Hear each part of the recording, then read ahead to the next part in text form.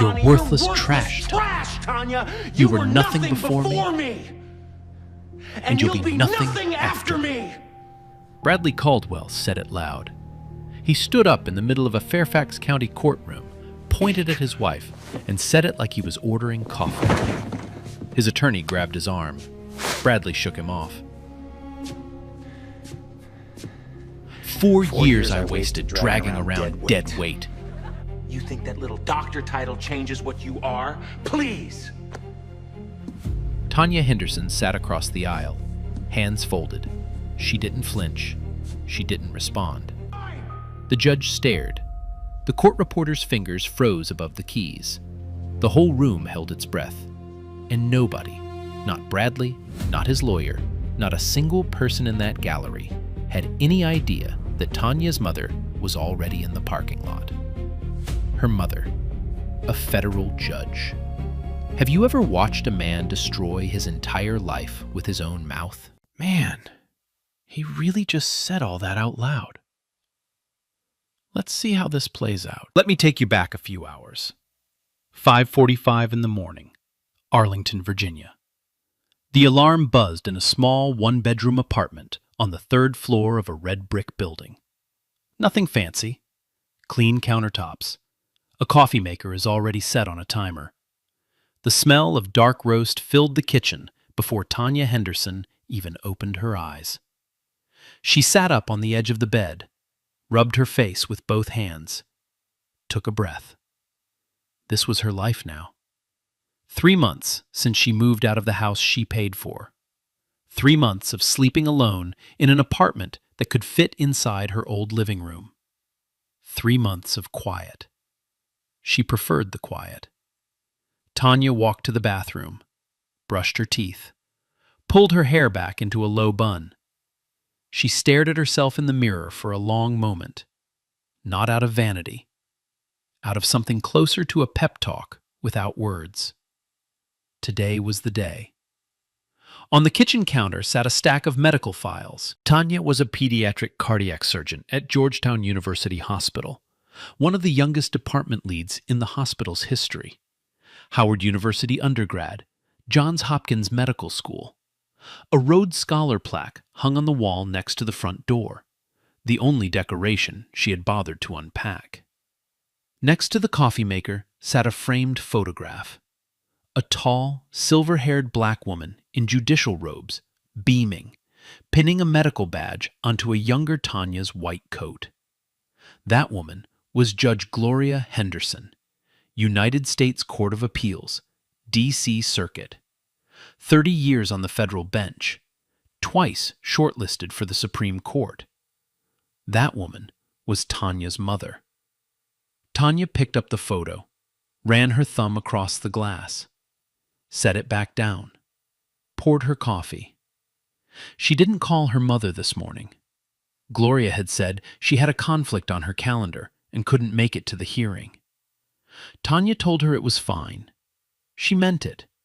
She had handled worse things alone. 4 years ago, Tanya married Bradley Caldwell. They met at a charity gala in Georgetown. He was charming, confident, wore a nice suit, laughed at all the right moments. He pursued her with the kind of energy that felt flattering at first. It stopped being flattering fast. Within the first year, Bradley started making comments. Small ones at first. A joke about her hair, a remark about her neighborhood growing up, a laugh when she mentioned her family's church in Southeast D.C. Then the jokes stopped being jokes. "You're lucky I married you." He said that during an argument about dishes. Dishes. That degree doesn't change what you are. He whispered that one night after dinner with his parents. His mother had spent the entire evening calling Tanya so articulate. Behind closed doors, he called her ghetto when she raised her voice. He called her aggressive when she disagreed. He told her she should be grateful. Every single day, he found a new way to make her feel small. She endured it for 2 years. Quietly, the way she had been taught, with dignity, with patience, with the hope that people could change. They don't. She filed for divorce on Thursday afternoon. Bradley laughed when he got the papers, actually laughed. Then he hired the most aggressive attorney he could find and told anyone who would listen that Tanya had used him and thrown him away. The divorce had dragged on for months. Bradley wanted half of everything. The house Tanya paid for, the cars in her name, the investment accounts funded by her surgical bonuses. His attorney, Gregory Sloan, filed motion after motion, subpoenaing colleagues, demanding financial records, turning a straightforward divorce into warfare. Bradley's mother, Claire Caldwell, even submitted a written declaration. She called Tanya difficult and ungrateful. She wrote that Tanya had never truly fit in with the family. The language was careful. The meaning was clear. But Tanya's attorney, Diane Foster, was ready. She had spent months building a case file that read like a textbook on domestic abuse. Text messages, voicemails, bank records. Everything is documented. Everything is time-stamped. Everything is admissible. Now Tanya stood in front of her closet. She chose a navy blazer, simple gold earrings, flat shoes. She looked professional. She looked calm. Inside, her stomach was a knot. She grabbed her keys, locked the apartment door, and drove to Fairfax County Family Court.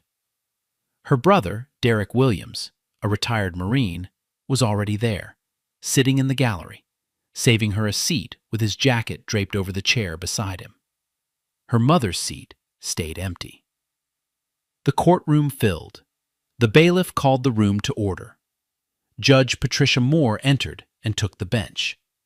The hearing began. Gregory Sloan stood up first. He buttoned his jacket with one hand and walked toward the center of the courtroom like he owned it. Mid-50s, silver watch, hair slicked back, the kind of lawyer who practiced his opening statement in the mirror every morning. Your Honor, my client Bradley Caldwell gave 4 years of his life to this marriage. Sloan paused for effect. Let that sentence sit in the air.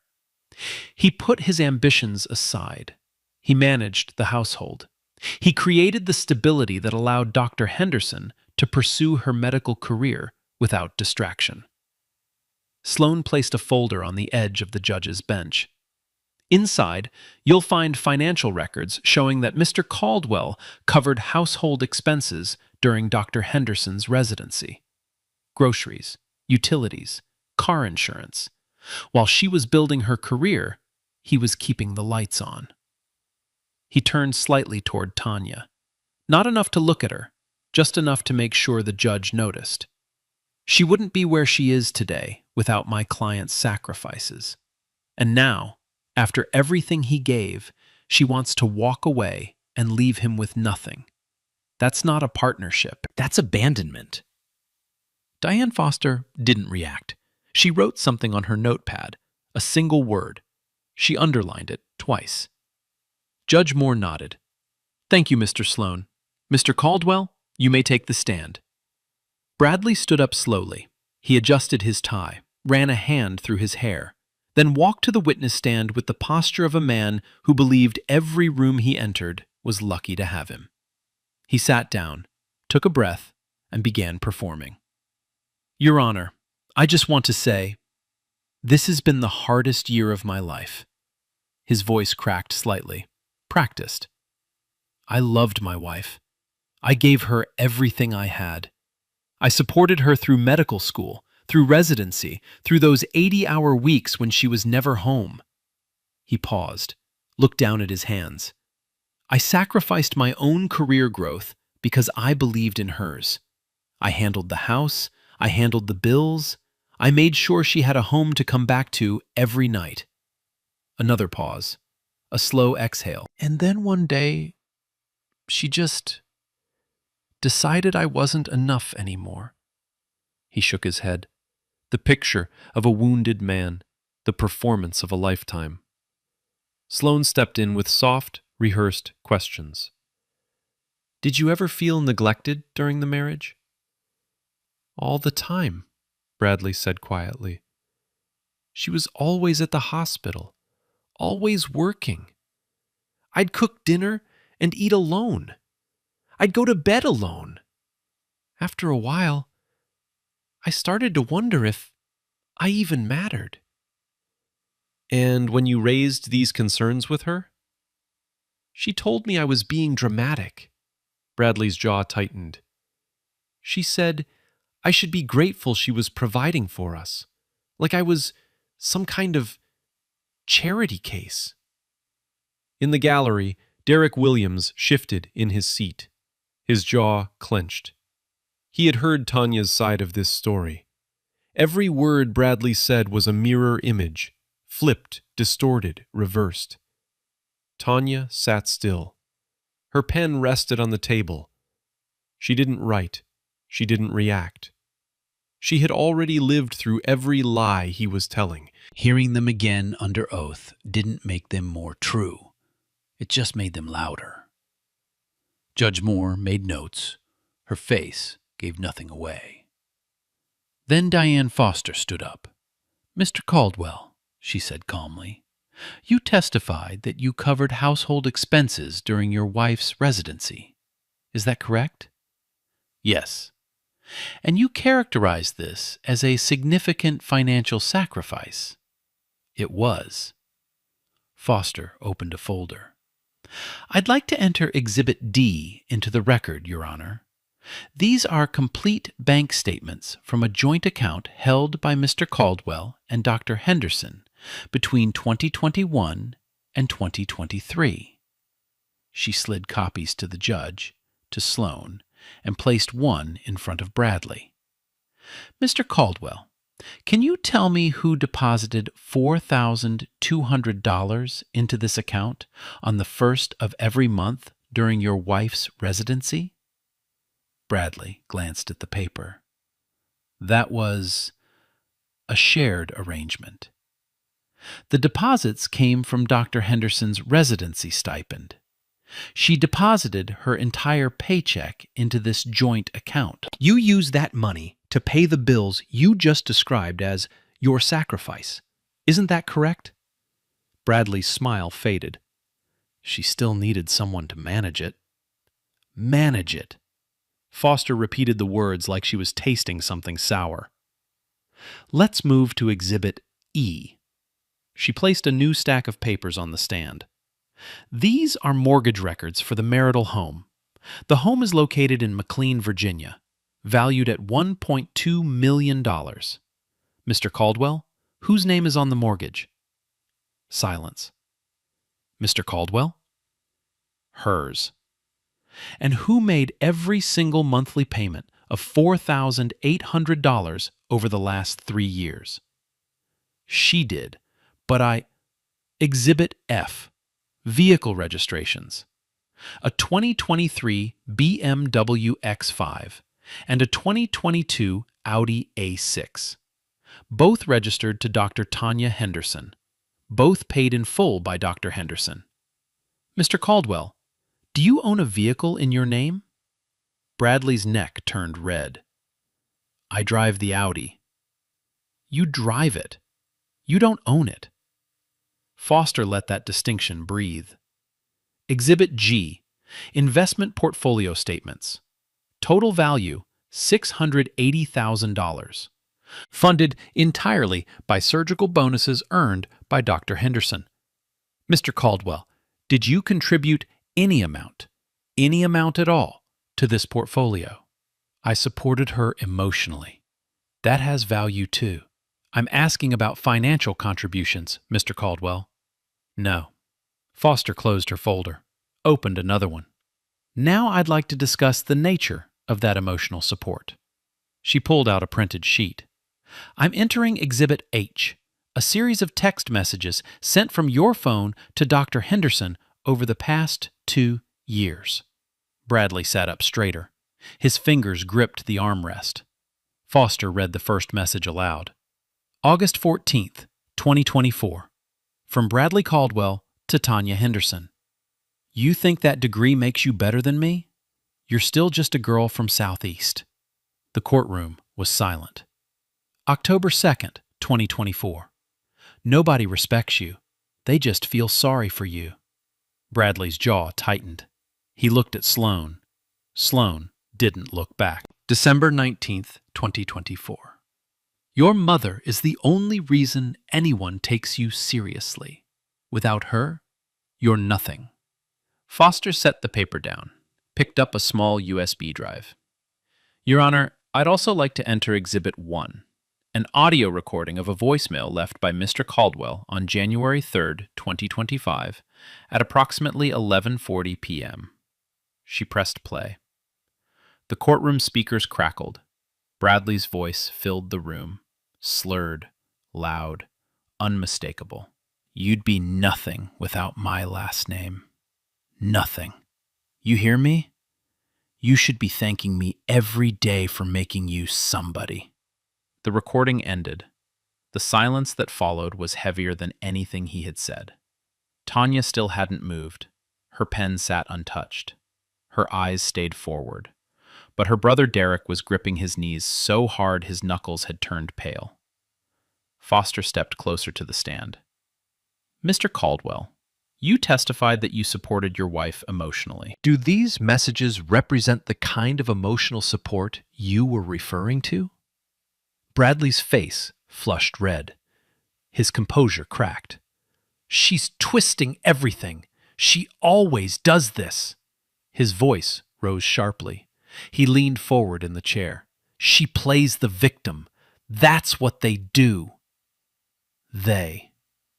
The word dropped like a stone into still water. Every person in that courtroom heard it. The judge, the attorneys, the bailiff, the gallery. They. Judge Moore's pen stopped moving. She looked up slowly. Mr. Caldwell. Her voice was ice. You will address this court with respect. Do I make myself clear? Sloan was already leaning over, whispering urgently in Bradley's ear. Bradley exhaled, smoothed his tie, forced a smile that looked like it hurt. My apologies, Your Honor. I'm just emotional. This has been very difficult for me. Judge Moore stared at him for 3 full seconds before she looked back down at her notes. In the gallery, the court sketch artist was drawing fast. The court reporter's fingers hadn't stopped. Every word was on the record, and Tanya Henderson still sat perfectly still. Not because she was weak, not because she had nothing to say, because she knew what was coming, and it hadn't even started yet. Judge Moore called Claire Caldwell to the stand. Bradley's mother rose from the second row of the gallery. She smoothed her cream-colored blazer, touched the pearl necklace at her throat, walked to the witness stand with her chin tilted slightly upward, the posture of a woman who had never been questioned about anything in her life. She sat down, crossed her ankles, folded her hands in her lap, smiled at the judge the way you smile at a neighbor across the fence. Sloan approached her gently. Mrs. Caldwell, can you describe your son's character during his marriage? Bradley is a good man. Claire's voice was warm, rehearsed. He was a devoted husband. He tried so hard to make that marriage work. I watched him bend over backwards for that woman. That woman. Not Tanya. Not Dr. Henderson. That woman. And how would you describe your relationship with Dr. Henderson? Claire tilted her head. I tried. I really did. But she was not quite the right fit for our family. I always worried the cultural differences would be too much. Sloan nodded like this was a perfectly reasonable thing to say. Diane Foster was already on her feet. Mrs. Caldwell, you mentioned cultural differences. Could you be more specific about what you mean? Claire blinked. I just mean lifestyle, upbringing, the way she was raised versus the way Bradley was raised. You know.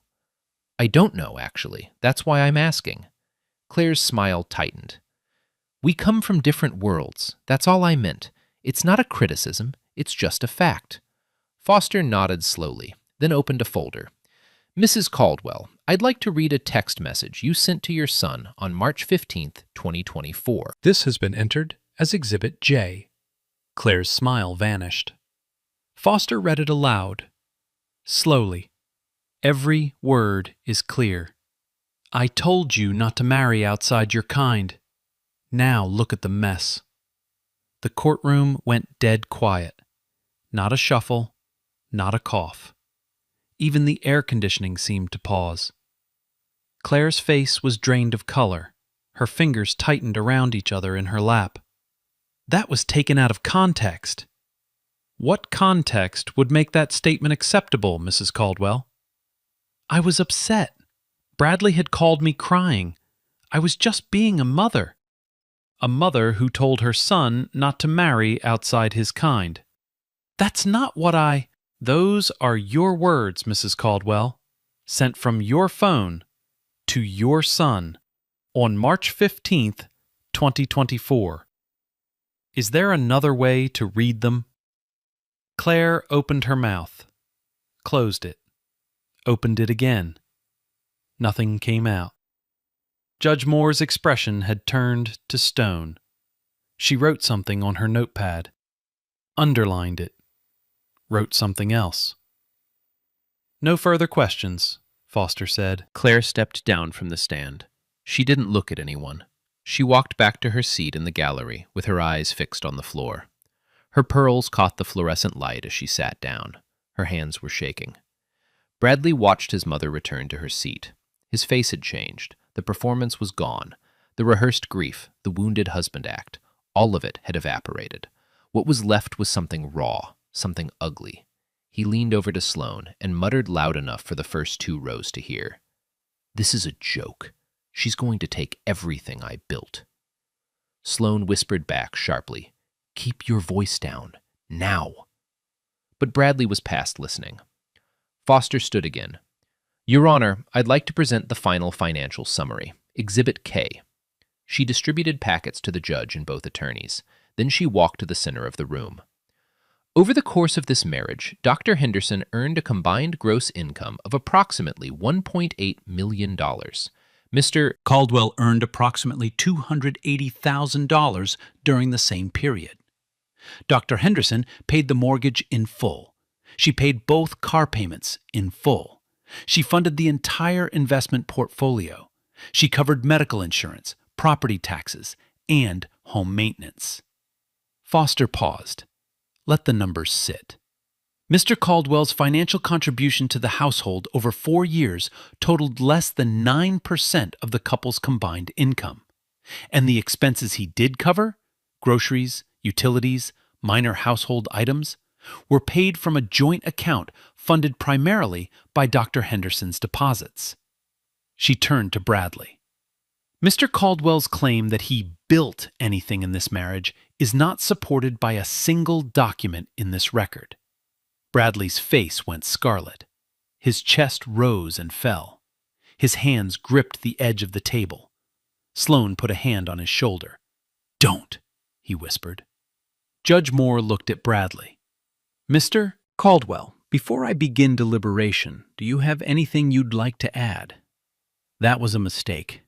Or maybe it was exactly what the moment needed. Bradley stood up. Sloane grabbed his arm. Sit down, Bradley. Sit down. Bradley pulled free.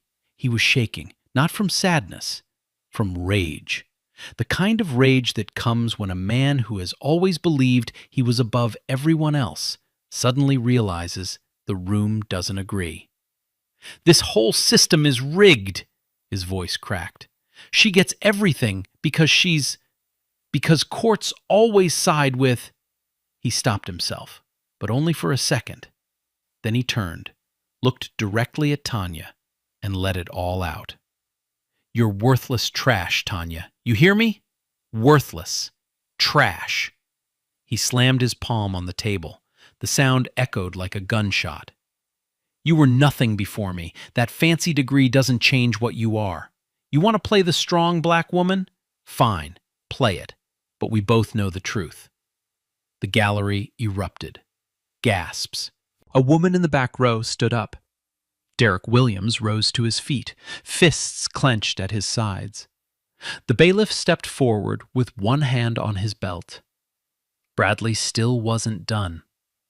"And your mother," he pointed toward the empty seat in the front row, "that self-righteous woman, she poisoned you against me from day one. She looked at me like I was beneath her, like I wasn't good enough for her precious daughter." He laughed, a short, bitter sound. "A judge. Big deal. She's just another—" "Mr. Caldwell." Judge Moore's voice cut through the room like a blade.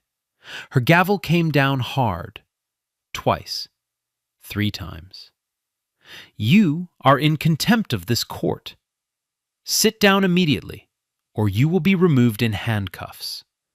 Do I make myself absolutely clear?" Sloan physically pushed Bradley into his chair, both hands on his shoulders, pressing down, whispering something fast and furious into his ear.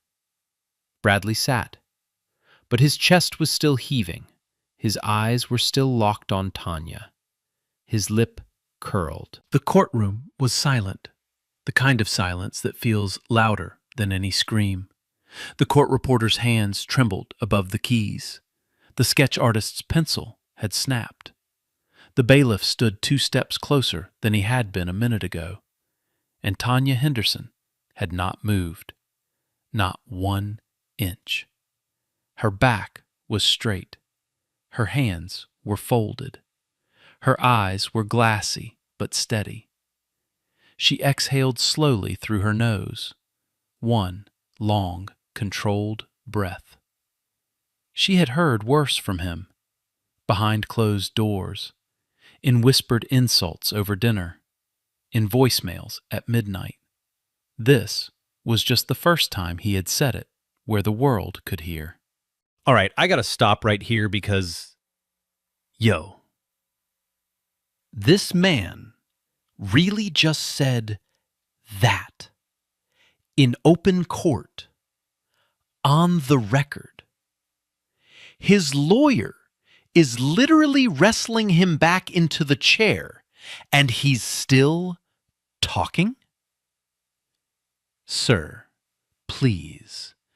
I can't even breathe right now. Judge Moore called a 15-minute recess. Her voice was calm, but her jaw was tight. She stood and disappeared through the door behind the bench without looking back. The room exhaled. People in the gallery whispered. Some shook their heads. One older man in a gray suit stood up and walked out, muttering something under his breath. A young woman in the back row had her hand over her heart. Tanya rose slowly. She picked up her folder, tucked it under her arm, and walked out of the courtroom into the hallway without a word. Derek followed her. He didn't say anything at first. He just walked beside her. Then he put one hand on her shoulder, a steady hand, the hand of a man who had carried a rifle through 3 deployments and still believed the hardest battles happen at home. Tanya leaned against the wall, closed her eyes, and for the first time all morning, she let out one long, shaking breath. The kind of breath that carries everything you've been holding. Her phone buzzed in her pocket. She pulled it out. One new message. From Mom. I'm on my way. 10 minutes. Tanya stared at the screen. Her thumb hovered over the keyboard. She typed back slowly. Mom, you don't have to. 3 dots appeared. Then, I'm already in the parking lot. Tanya looked at Derek. He looked at her phone, then back at her. Neither of them said a word, but something shifted in Tanya's eyes. Something quiet. Something that looked a lot like the moment before a storm breaks. She put her phone away, straightened her blazer, and walked back toward the courtroom door. Court reconvened at 11:17 a.m. The gallery filed back in. Chairs scraped. Whispers faded. The bailiff called the room to order. Judge Moore returned to the bench. Her face was unreadable. Bradley sat with his arms crossed. He stared at the table in front of him. Sloane had stopped whispering to him. There was nothing left to say. Tanya took her seat. She set her folder down, folded her hands. Same posture, same stillness. But something was different now. There was a steadiness in her shoulders that hadn't been there before. Something settled. Something ready. Judge Moore opened her mouth to speak. And then the doors opened. Not fast, not dramatic, just a slow, deliberate push. Both doors, at the same time. Every head in the courtroom turned. A woman stepped through. She was tall, silver-haired, dressed in a charcoal suit with a silk scarf folded at the collar. Her shoes clicked against the tile floor, steady, unhurried, precise. Each step carried the same rhythm, the rhythm of a woman who had walked into rooms like this for 30 years and never once needed permission. Judge Gloria Henderson. She did not scan the room. She did not search for a seat. She walked straight down the center aisle, with her eyes forward, her chin level, her back as straight as a cathedral wall. The bailiff saw her first. His posture changed instantly. Shoulders back, chin up. He gave a small nod, the kind of nod that isn't taught. It's earned. A woman in the gallery leaned to her husband. "Who is that?" He shook his head, but he sat up straighter too. Everyone did. The room shifted without anyone deciding to shift. The air changed weight. Judge Moore looked up from the bench. Her pen stopped moving. Her eyes widened, just slightly, just enough. She knew exactly who had just entered her courtroom. Gloria reached the front row of the gallery, the seat that had been empty all morning. She turned, sat down, smoothed her jacket once, folded her hands in her lap. Then she looked at Tanya. It wasn't a grand gesture. No wave, no smile, no words. Just a mother looking at her daughter. A single, quiet nod. "I'm here." Tanya's chin dipped, barely a centimeter. Her eyes glistened for half a second. Then she was still there again. On the other side of the aisle, Sloane leaned toward Bradley. "Who is that?" Bradley muttered. He glanced over his shoulder at the silver-haired woman in the front row. "That's her mother, the one I was just talking about." Sloane's face went white. Not pale, white. Like every drop of blood had left his body at once. He grabbed Bradley's arm, hard. "That is Judge Gloria Henderson." Sloane's whisper was barely a breath. D.C. Circuit Court of Appeals. She's one of the most senior federal judges in the country. Bradley blinked. So? She's just She was on the short list for the Supreme Court. Twice. The word twice landed on Bradley like a physical weight. His mouth opened. Nothing came out. He turned slowly and looked at Gloria Henderson again. She was already looking at him. Not glaring, not scowling, not angry. She simply looked at him. The way a woman looks at something small, something she has seen 1,000 times before, something that does not surprise her and never will. 30 years of staring down corrupt officials, corporate lawyers, hardened criminals who had done things Bradley couldn't imagine.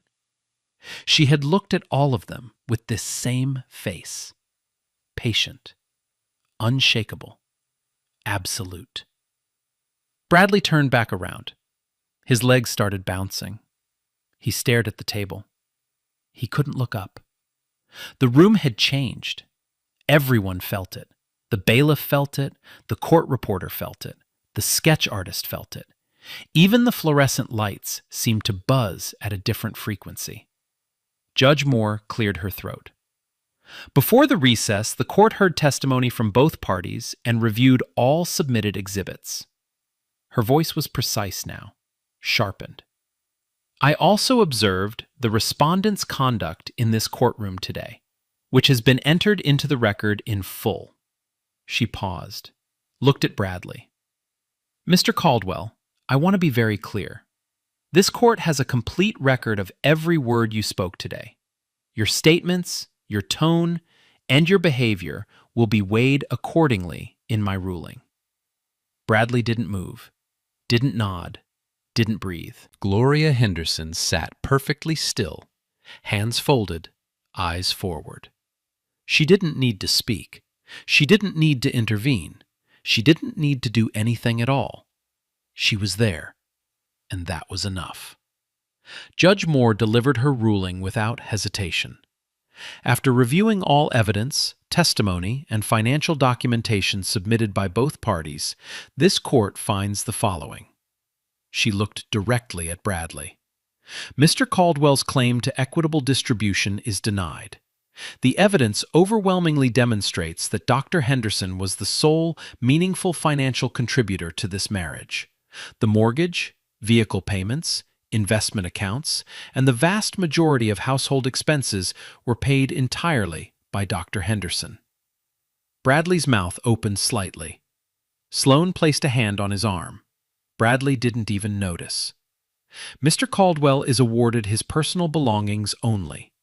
Dr. Henderson retains full ownership of the marital home, both vehicles, and all investment accounts. Judge Moore flipped a page. Additionally, this court finds Mr. Caldwell in contempt for his conduct during today's proceedings. He is fined $5,000 and warned that any further disruption in this courtroom or in any communication with Dr. Henderson will result in immediate incarceration. She removed her glasses, set them on the bench, and said the last part slowly. The language used by the respondent today was not merely disrespectful. It was dehumanizing. This court does not tolerate racial animus in any form. Mr. Caldwell, your words are on the record. They will follow you. The gavel came down. Once. Final.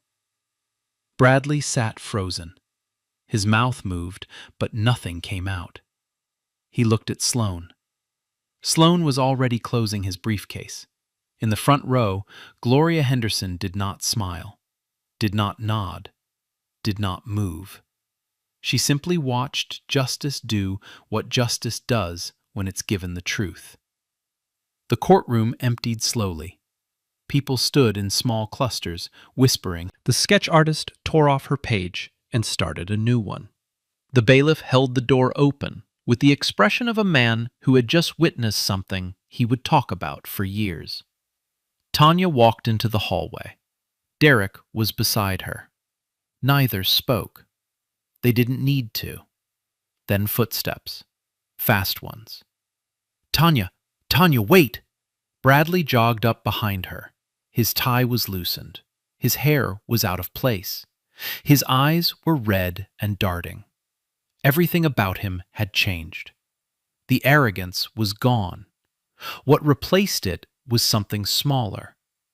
Desperate. Listen to me. I didn't mean it. His voice cracked. I was angry. You know how I get when I'm angry. I say things I don't mean. Can we just talk about this? Please? Tanya stopped walking. She turned around slowly. Looked at him. Really looked at him. Maybe for the first time in 4 years. You said exactly what you meant. Her voice was quiet, steady. For the first time in 4 years, you told the truth. She turned and walked away. Derek stepped between them. He didn't say a word. He didn't need to. He was 6'2", 220 pounds, and the look on his face said everything. Bradley didn't follow. 20 minutes later, Bradley stood in the parking lot with Sloane. "So what's next?" Bradley asked. "We appeal, right? We can—" "There is no we." Sloane set his briefcase on the hood of his car. "I'm withdrawing as your counsel, Bradley." "You can't do that. You're my attorney." "I was your attorney. Past tense." Sloane opened his car door. "You made my job impossible in there, and frankly, what you said was indefensible. I won't be associated with it. Find someone else." He got in, started the engine, drove away without looking back. Bradley stood alone in the parking lot. The sun was directly overhead. His shadow was a small, dark shape at his feet. A minute later, Claire Caldwell walked out of the courthouse. Bradley turned to her, waiting for comfort. Waiting for his mother to tell him it would be okay. "I told you to keep your temper." Claire's voice was cold, flat. "I told you, Bradley, over and over, and you couldn't hold it together for one single hearing." "Mom, now look at what you've done to this family's name." She wasn't sorry for what he said. She was sorry he said it where people could hear. She walked to her car, got in, drove away. Bradley stood alone, jacket wrinkled, tie crooked. No lawyer, no mother, no wife. The courthouse door behind him closed with a heavy click. By evening, the court transcript, every word of it, was public record. A clerk who had been in the courtroom mentioned it to a colleague. The colleague mentioned it to a friend. The friend was a journalist.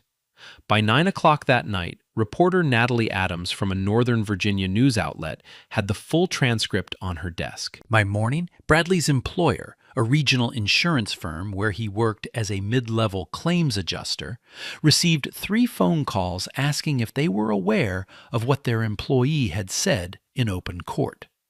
He was placed on administrative leave, effective immediately. The dominoes had started falling, and not a single one was going to stop. Natalie Adams published her article at 6 a.m. the next morning.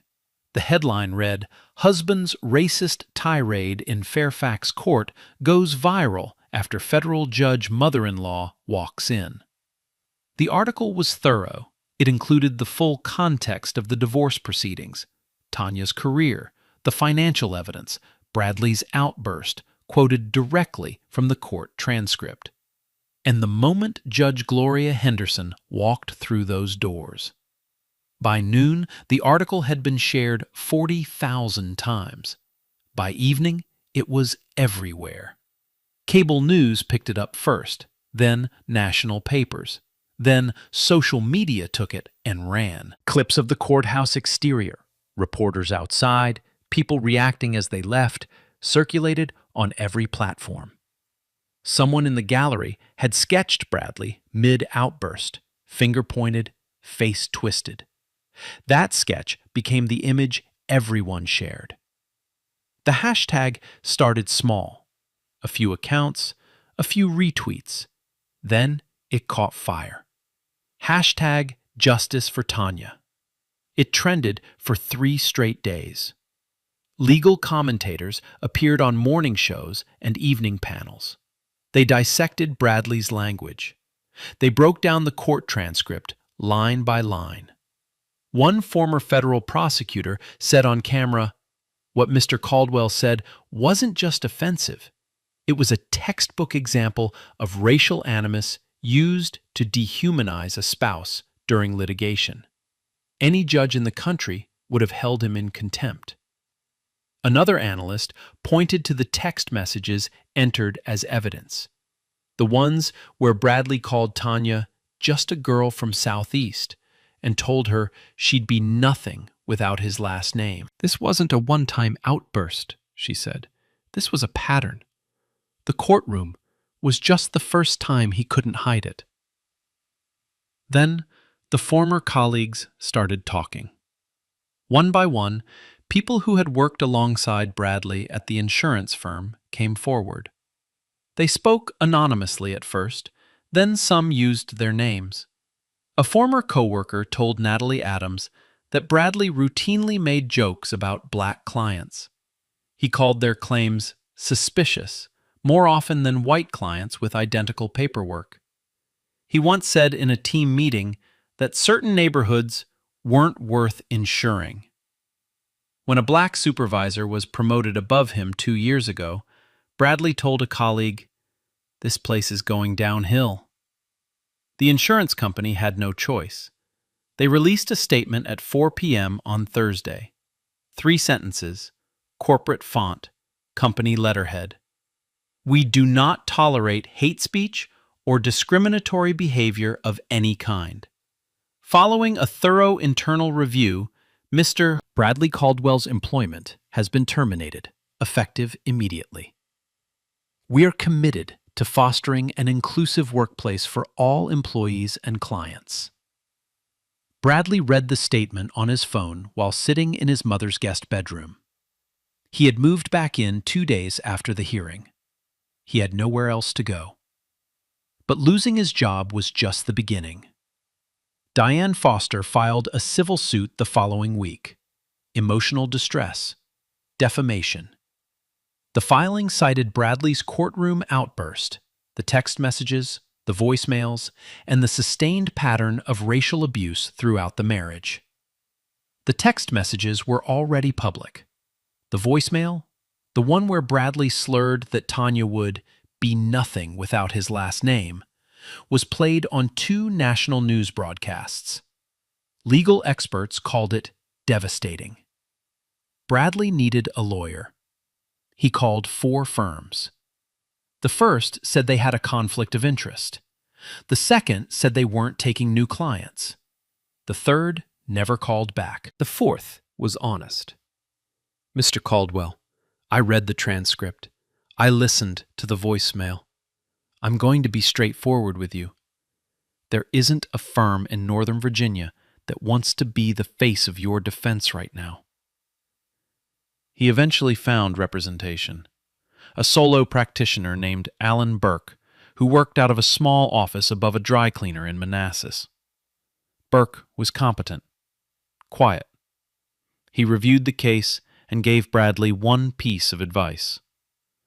"Settle, quickly, before this gets worse."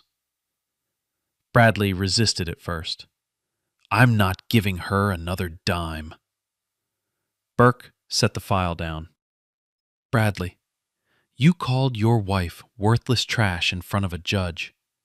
You referenced her race. It's on the record. It's on the news. It's on the internet forever. If this goes to trial, a jury will see every text you sent, hear every voicemail you left, and watch you sit in that chair while your own words play on a speaker.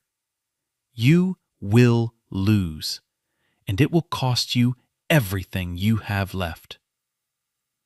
Bradley settled. The terms were not gentle. A significant financial payment to Tanya, essentially returning any remaining shared assets, plus damages for emotional distress. Court-mandated anger management, a racial sensitivity program, 12 months minimum for both, and a restraining order.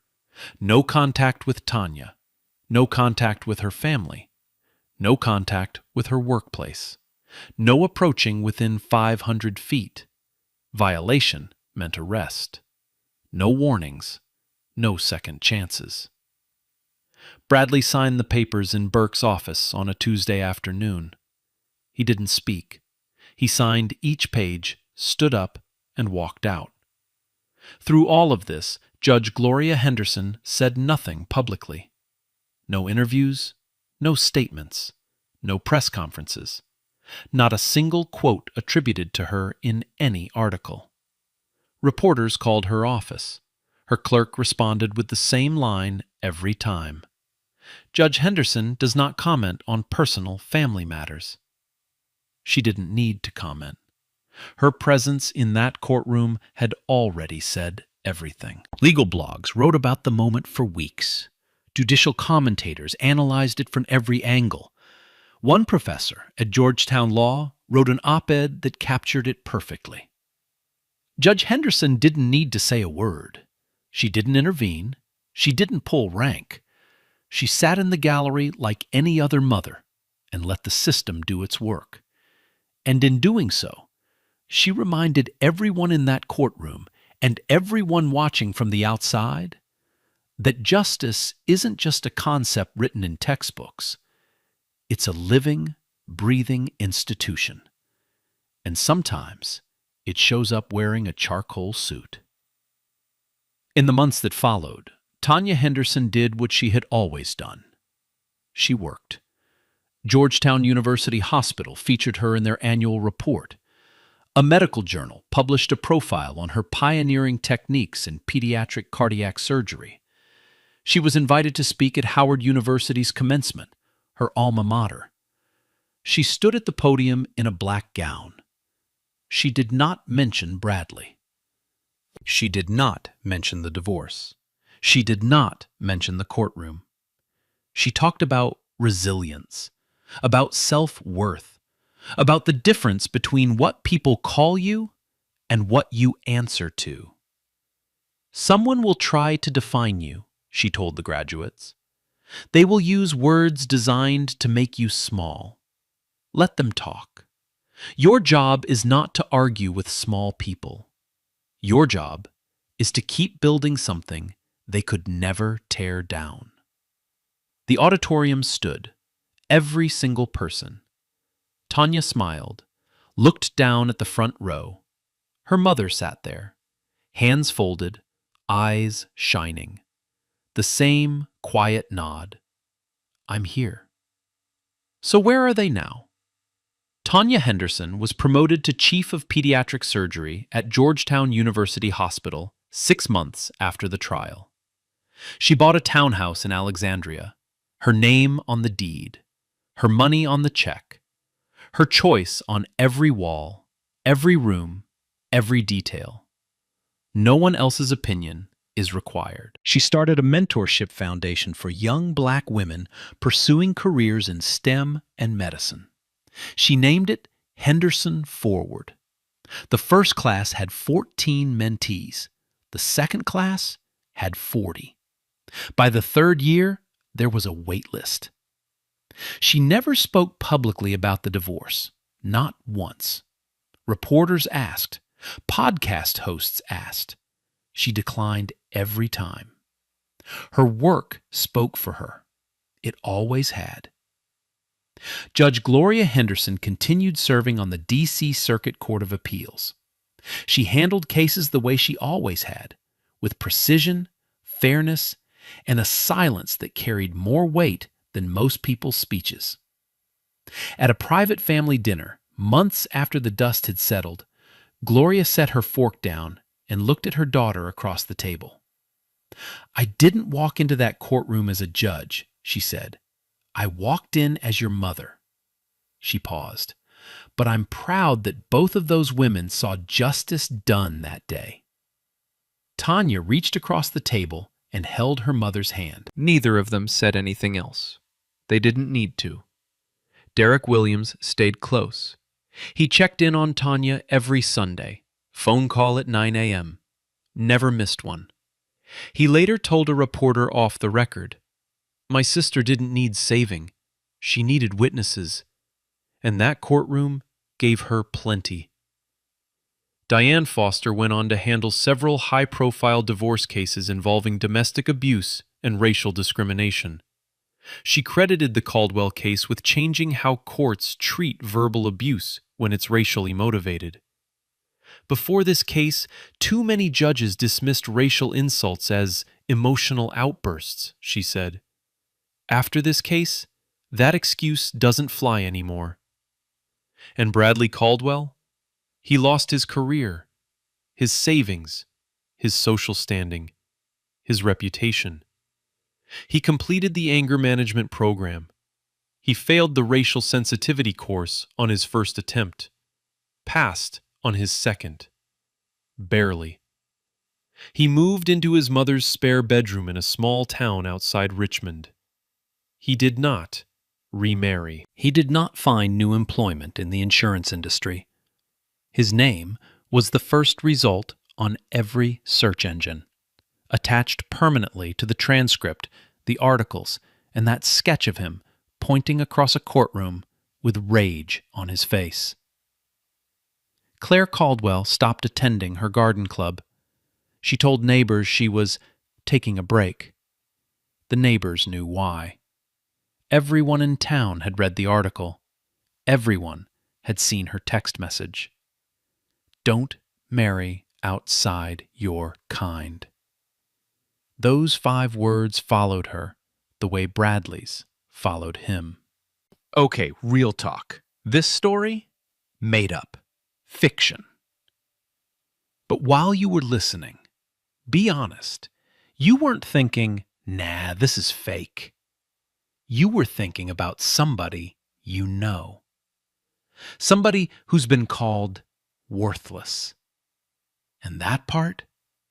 That's way too real. So let me ask you something. If you were sitting in that courtroom gallery, if you heard someone say those words to another human being, right in front of a judge, right in front of everybody, would you have stayed silent? Or would you have stood up? Drop your answer in the comments. I want to hear it. And if this story hit you somewhere real, if it made you feel something, do me a favor. Hit that like button. Share it with someone who needs to hear it. And if you haven't already, subscribe, because we've got more stories like this coming. And trust me, you don't want to miss what's next. One last thing. Your worth is not decided by the person standing across from you in a courtroom. It's not measured by someone else's anger, or ignorance, or fear. Your worth was settled long before they ever opened their mouth. Don't let anyone rewrite that story for you.